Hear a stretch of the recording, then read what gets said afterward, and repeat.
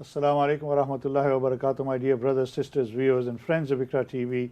Welcome to another edition of Real Talk. I'm your host, Iqbal Bana. And as I say every week, we come and invade your home, bringing to you hopefully issues and subjects of some interest in it, that you may find helpful and useful in your day-to-day lives. And today, I hope that I'm going to do the same. I have a couple of guests, but one of them I'm still waiting for. But I have a very eminent guest with me today. And we're going to talk about issues around health, particularly looking at some of the issues that confront some people because they've got some long-term health issues. We know that in our community, we have issues around diabetes, we've got issues around blood pressure, we've got issues about coronary care and heart disease, etc., etc. And with the month of Ramadan coming up as well, there are lots of people who question, okay, what do I have to do when I have these health conditions? I have to take so much medication. Some people are on insulin, for example.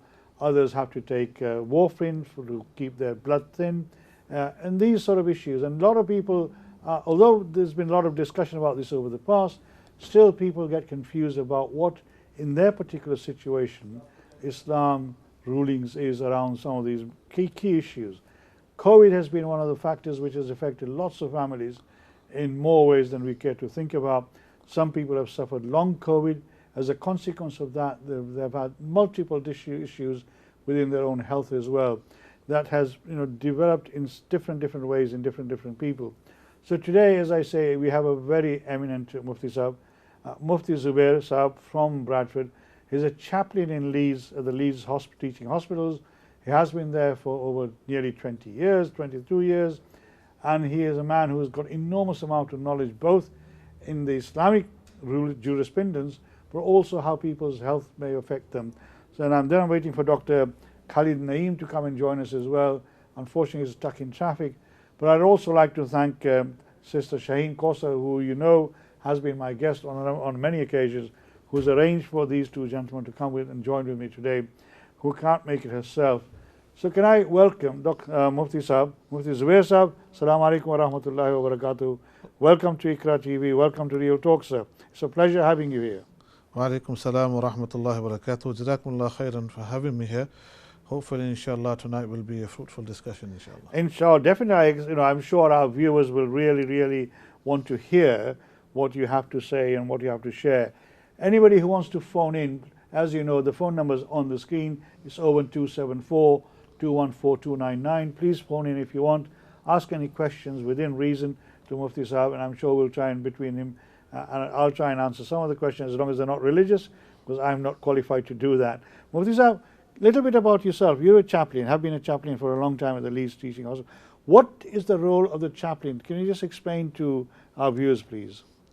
Bismillah ar-Rahman ar-Rahim. Yes, I have been a hospital chaplain at the Leeds Teaching Hospital since 2000. So I joined in August 2000. MashaAllah. It's a long time ago. It's a long stint. And what a chaplain does is provides support to patients, to staff, and to their relatives. As a Muslim chaplain, a lot of that tends to be religious, but the work of a chaplain is not only just, it can be pastoral support, which is just supporting the person as an individual, just being there for them, without really any religious input. So somebody of no faith and belief can also be a chaplain offering pastoral support. And within the health service, another word that is used is spiritual support. Spiritual, yes. Yeah. And spiritual support means different things to different people. So as a Muslim, my spirituality is entwined with my religiosity. So my faith and my belief and my religion is not separate from spirituality. And that equally will be true for the Orthodox Jewish faith as well. Others see spirituality to be something different, and something that gives you a sense of being, a way you understand the world, etc., and doesn't necessarily have to be according to a formal religion. Now, the health service caters for people of the Muslim faith, Jewish faith, Hindu, Sikh faith, those that have no faith and belief, atheists, agnostics, Buddhists, etc. So the understanding of spirituality that you find within the health or NHS is very much a broad understanding that people of all faiths and beliefs can relate to.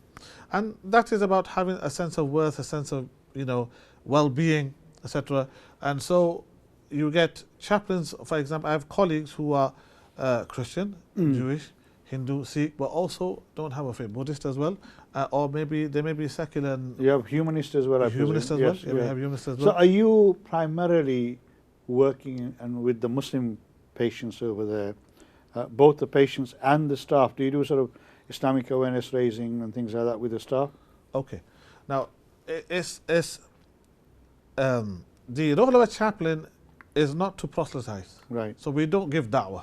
Yeah. Right. As a Muslim, I believe that my purpose on this earth is to give da'wah to everyone. Exactly. But when you go into chaplaincy, you park that at the door. So it's not about giving da'wah. So when you said Islamic awareness, I said, no, I understand what you're saying. I'm saying it's not a case that you are giving da'wah. Yes, what you do is you respond to the needs of the patients, the staff, and their relatives. So I don't have an agenda. I don't come and say, okay, I'm a Muslim, I'm a mufti, I'm bringing all this with me. So, okay, rather it's the case of what would you want me to discuss? What kind of support would you want? And obviously who I am and what I represent, the kind of support that they would ask from me would be of a religious nature generally, but it might not be. So, I mean, if a doctor or nurse is not aware of some of the Islamic rules and regulations, would they come to you and say, look, I've got a patient, and he's a Muslim or she's a Muslim, maybe they're practicing or not practicing, we don't know, but what are the issues that I need to be mindful of? We've got a call coming in with this out. Let me take this call first. Assalamu alaikum wa rahmatullahi wa barakatuh. Who's calling and where are you calling from, please? Wa alaikum salam. I'm Dr. Jafar Qureshi. Dr. Yabar Qureshi. Jafar Qureshi. Jafar, sorry, brother. Jafar Qureshi. I recognize that name from many years ago. Acha. I'm one of your trustees as well. Okay. MashaAllah. And I'm very impressed with the Imam Saab's presentation. May Allah bless him. Ameen. What I want to ask you is, Imam Saab must have encountered complex situations in which organ transplantation was an issue, where one party is willing to donate, one party is willing to receive, and there's a conflict of interest. There was an incident in Manchester when a Muslim mother said, my son has agreed to give the organ, he is now deceased, the body now belongs to me, and I will not allow it to be given to anyone who is not of Muslim faith. And that caused a lot of headline. Right. Is it an issue that the chaplain, I would prefer to call him Imam Sahab, has encountered, and how does he counsel them? That's a really interesting and tough question. I'm sure lots of people may find themselves in that situation. Imam Sahab, Mufti Sahab, do I understand it? So the mother was happy to provide happy to donate the organ of a son who had passed away. So the son had passed away. Somebody passed away. The young man who passed away had agreed to donate the organ. Right. Okay. Yeah. In his will. Right. But the mother said it can only to another Muslim.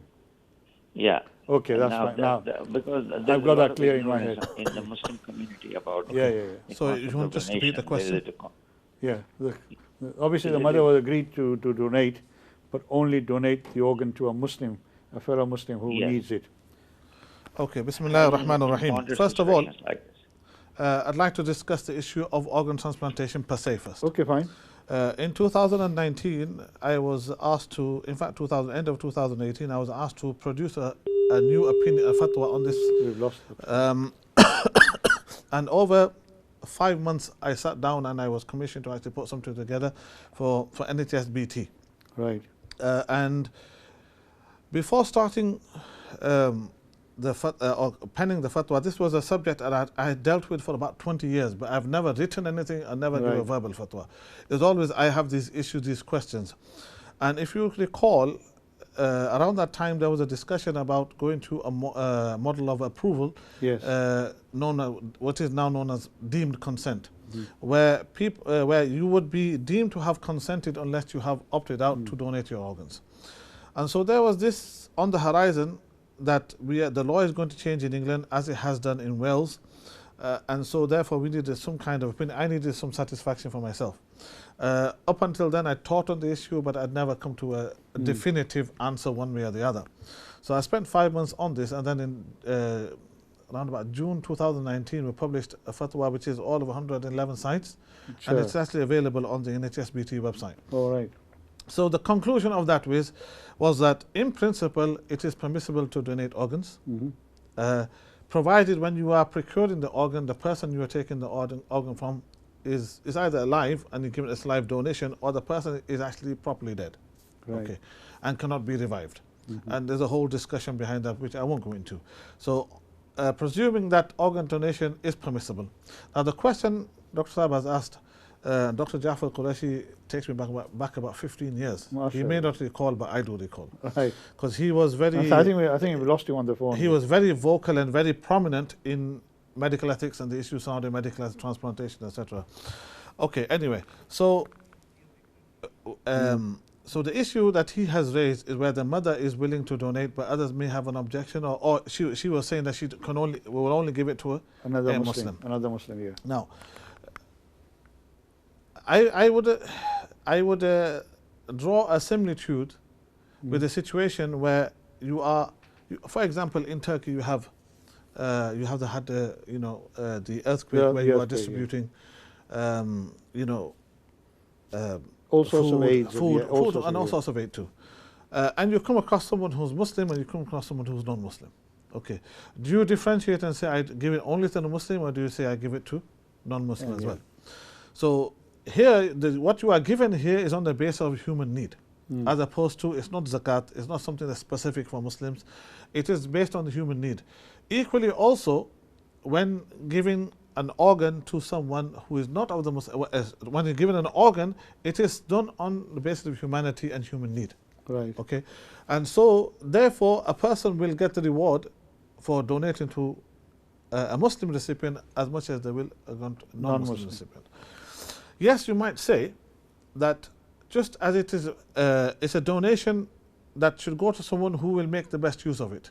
So if you had both Muslim recipients and you decided this one is the more pious, I'll give it to this one because I'll make better use of it, or and I will get more reward in the hereafter. That is a judgment that you can make. Equally, you might say somebody is Muslim, that I may get more reward in because of the actions that they may do, etc. But first of all, to specify that I am only giving to Muslim, that wouldn't be allowed anyway. Right. In this country, the specific donation is not allowed. Right. Target donation not. Yes, if a person is live donation and one relative gives it to another, that is allowed. But if it's from a dead person, then that is not allowed. Okay, and reality is that as Muslims, we are, in terms of proportion of our population, we are very heavily represented on the organ donation or organ transplant register in need of an organ. So about 30%, 33% is Muslims. However, when it comes to donating, we are about 3% on the organ donation register. Okay, so the need is about 30-odd%, and the people donating from the Muslim community is about 3%. People registered to donate. Yeah, and so even though people actually donating, not registered, actually donating. So now, if it was to be targeted donating, then it is the Muslim that will suffer the most. If that people would say that actually I'm only going to give it to so and so, etc., and it is us that will suffer the most. But across the board in this country, it's not permissible to, it's not lawful to actually. So you cannot designate your organ to say it can only go to a black person or a white person or a Muslim or a non-Muslim, which is understandable in a way. Now, obviously, there's been a great push recently around getting more and more people from the black minority ethnic community to donate their organs. Now, we'll come back to that. I hope, Dr. Qureshi Saab, we lost you on the phone. I hope the answer that Mufti Saab has given will sort of answer some of the questions that you had in your mind and you asked. But I mean, although we've gone on to the organ donation, which is a huge issue, I understand that. And like you say, 30% of the people in hospital waiting for organ donation are from the Muslim faith, and only 3% are volunteering or giving their organs. Now, this is a huge masla in our community, and different school of thoughts have different views. And I mean, some people say that you cannot take anything away from a body that somebody who's passed away already, because that body obviously belongs to Allah. So how would you respond to that? You know, Okay. I mean, as a Mufti Sahib, I genuinely want to know, because I have a different, and I have a perspective. We should give whatever we can. Right. Okay, this is one of the main objections about not being able to donate. Yeah, extract anything. Yeah. One is that the body does not belong to us, it belongs to Allah subhanahu wa ta'ala, and so therefore we are not able to donate something that doesn't belong to us. Okay? That is an objection that is raised. For me, that is actually a misplaced objection. Right. We don't own our bodies in life nor after death. We are trustees of our bodies. Patient. We are stewards of our bodies. Okay, not owners of our bodies. The question is, as a steward, as a caretaker of this body, what am I allowed to do with it? Not that I don't own it, so I can't give it. And one of the objections raised is this, that what you can't sell, you can't gift as well. Okay, and we can't sell the human body, so we can't gift it. That's a fiqhi discussion there. But for me, it's a case of what are we allowed to do with our bodies as stewards and caretakers of our bodies? That is what needs to be determined. Right. And the question is, are we allowed to donate our bodies to someone else after our death? My own conclusion that I couldn't find anything that would not allow it. To prevent you from doing Prevent it. Yeah. I mean, I started from a position where initially, before writing the fatwa, it was a case of live donor tends to be accepted. Generally, people, even the more stricter, tend to accept it. When there's a case of need, or at least they will say there's difference of opinion, you may avail of the opinion that allows it. But when it came to cadaver, I was a bit, I'm not sure about this one. How many organs do you remove? Is it a desecration of the human body, etc.? And so there were lingering questions, and then I went through all of them, and I came to the conclusion that it would be permissible. Oh, right. Interesting. I mean, understand that, obviously this is a huge subject. And actually, my brothers and sisters, this is not why I asked Mufti Sahib to come and talk to us about. Obviously, Dr. Qureshi Sahib has raised this question, so that's why we're discussing that. The main subject today was going to be, and we may come back to the issue about organ donation, was about the month of Ramadan coming up, in a few weeks' time. Unfortunately, in our community, we know for a fact that we have a high incidence of some of these very basic illnesses around diabetes, as I say, blood pressure, heart issues, cardiac issues, where people are on medication. I mean, I have a friend who takes 15 tablets a day because he's got multiple health issues in the morning and about 5 tablets in the evening. Now, how does that person fast all day long, particularly if that person has to have sustenance on a regular basis? Those are the type of questions that we wanted to talk about. We'll come back to organ donation, or we may ask Mufti Sahib to come back specifically to talk about this one, after Ramadan. So just touching on that, we're going to go for a break in a little while. Some of these issues, obviously, you probably have a lot of interaction with, because you're also part of Darul Ifta in Bradford, which is a very well-known, respected organization. What are the key factors around that? In a simple sort of, we've got 4 minutes before we go for the break. Okay. I know from even my parents, they had, diabetes, high blood pressure, etc. But it was only the last year or so for my father that he couldn't fast. Right? Otherwise, he was fasting no matter what. And generally, you find with our older generation, they will, tough it out, and they will rather fast if they are able to than not. Okay. Yeah. Now, if you look at the discussion amongst our jurists, they talk about that person who by fasting would actually harm themselves or delay themselves getting better. That person is allowed to actually forgo the fast now, and if possible, for example, the shorter days in winter, make up the fast. And even if that is not possible, then you pay a fidya, you pay some kind of expiation for that. Okay. Now, so the books of fiqh, the discussion is you are permitted to do this. Right. Okay. So there's gunjaish. There's some license. Okay. I have another question. If you know for sure, or you have a dominant presumption, zanni ghalib, that by fasting you are going to harm yourself. Right. You are, because you need your medication in the day. If you don't have your medication in there, you get an imbalance, and you risk, may collapse or something. yeah, like that. you may risk your life, okay, or your health seriously. Should you be then required not to fast? Is it incumbent upon you to protect yourself and your body and not fast? That discussion I haven't found. Right. And potentially that is because we are able to maintain life at the kind of end of life or more critical life a lot longer because of the medication treatment that we have. Where in the past, if you got ill to this extent that you are now, you didn't survive. But now we are able to survive with medication, and we prolong, the time for your life is written, but we are able to prolong that, zahiran, and so we have a longer period where life is critical, there's a bit more uncertainty. And so I don't know, maybe this is something the scholars of this time have written on. I haven't come across it, or need to discuss that. Are you required? Because you have a duty to you, but inna li nafsika alayka haqqa. You have a right.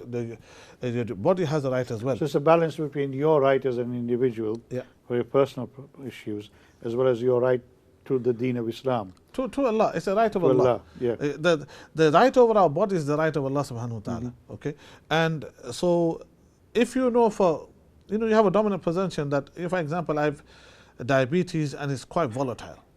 If I don't have my food on time, insulin on time, and I have a large gap, I am going to put myself at serious risk. Am I even allowed to fast?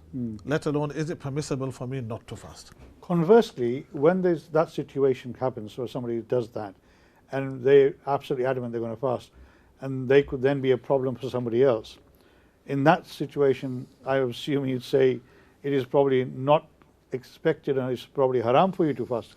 Would that be? I'm not sure whether the haram word is a strong word. Haram is a strong word. Like I said, I haven't seen the discussion. Right. But in principle, what I would say is that if you have a dominant presumption that by fasting you are going to cause yourself harm, then that for me would indicate that it is not permissible for you to fast. My brothers and sisters, I know we have to go for a break now. I hope so far you found it really interesting. Obviously, we've talked about transplanting, we'll come back. But this issue about people being passionate about wanting to fast, and I've seen that happen with my own family, my elders in my family as well, who were passionate that they wanted to fast regardless of what the situation was and what condition they were in. But also, they might put some other people in difficulties as well. We'll come back to that after the break. I hope you found it useful so far. Take care. Have your tea, coffee, faluda, as I say every week. Inshallah, we'll be back soon. Take care. Assalamu alaikum wa rahmatullahi wa barakatuh.